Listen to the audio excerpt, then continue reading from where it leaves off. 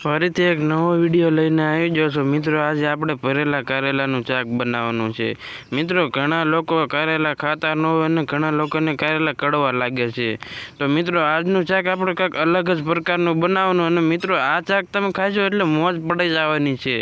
હા, આ શાક કંઈક અલગ જ પ્રકારનું છે, વિડીયોમાં તમે આગળ બના રહેજો મિત્રો। સૌથી પહેલાં આપણે કારેલાને બાફી લીધા છે। બાફવામાં પાણીમાં મીઠું નાખી દેવાનું છે મિત્રો।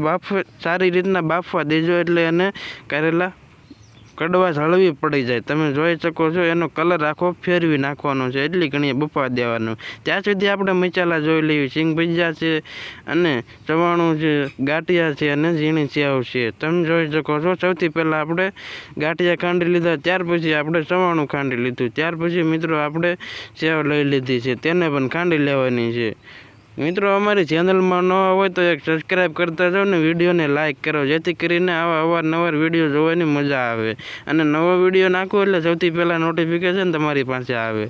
તો સૌથી પહેલાં આપણે સિંગ ભજીયા ખાંડી લીધા હતા, સહેલી વસ્તુ હતી। ત્યાર પછી આપણે હળદર, ગરમ મસાલો, ધાણા જીરું અને ખાંડેલી લસણવાળી ચટણી, ત્યાર પછી મોરસ નાખી છે અને આ આપણે ધાણા જીરું પાવડર અને મીઠું, લીંબુનો રસ, આ બધા મસાલા કારેલામાં ભરવા માટે મસાલામાં નાખી દેવાના છે, તમે જોઈ શકો છો। ત્યાર પછી આપણે તેલ લઈ લીધું છે, કાચું તેલ નાખી દેવાનું છે મસાલામાં, તેને હલાવી લેવાનું, તમે જોઈ શકો છો।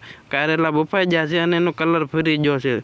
ત્યાર પછી મિત્રો લસકા જેવો મસાલો બનાવી નાખ્યો છે, તે તેલ સળિયાતું રાખવાનું છે, તમે જોઈ શકો છો। આવી રીતનું ફરી દીધા, ભરાઈ જાય ત્યાર પછી બધા એકું મૂકી દેવાના મિત્રો। હવે આપણે વઘારની રીત જોઈ લઈએ। સૌથી પહેલાં એક તપેલીમાં તેલ નાખી, ત્યાર પછી રાઈ, જીરું અને વઘાણી નાખી દેવાની, ત્યાર પછી ખડા મસાલા નાખીને સીધા કારેલા નાખી દેવાના, તમે જોઈ શકો છો। કારેલાનો કલર કાંઈક આવી રીતનો છે મિત્રો। આપણે જે કારેલામાં મસાલો ભર્યો હતો એની અંદર ખાટી મીઠી છાશ નાખી દેવાની છે, બહુ ખાટી નહીં રાખવાની, એવી છાશ નાખવાની છે, તેને મિક્સ કરીને સીધો વઘારમાં નાખી દેવાનો। કારેલા 10 થી 15 મિનિટ ચડી જાય પછી એ વસ્તુ નાખજો, તમે જોઈ શકો છો। તેને મિક્સ કરીને પાછા 15 થી 20 મિનિટ માટે શાક ચડવા દેવાનું છે।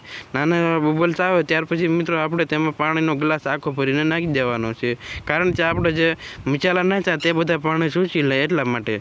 ત્યાર પછી મિત્રો તમે જોઈ શકો છો શાક આપણું પોણા ભાગનું કમ્પ્લીટ થઈ ગયું હતું। ત્યાર પછી મિત્રો એને 5 થી 10 મિનિટ ચડવા દઈને આપણું શાક તૈયાર થઈ ગયું છે, તમે જોઈ શકો છો। આપણું શાક કમ્પ્લીટ બની ગયું છે, મસાલા નાખવા છતાં આપણું તેલ જો શાકમાં બહાર આવી ગયું છે મિત્રો। ચેનલમાં ન હોય તો સબસ્ક્રાઈબ કરજો, વિડીયોને લાઇક કરજો, વિડીયોને શેર કરજો। મળ્યું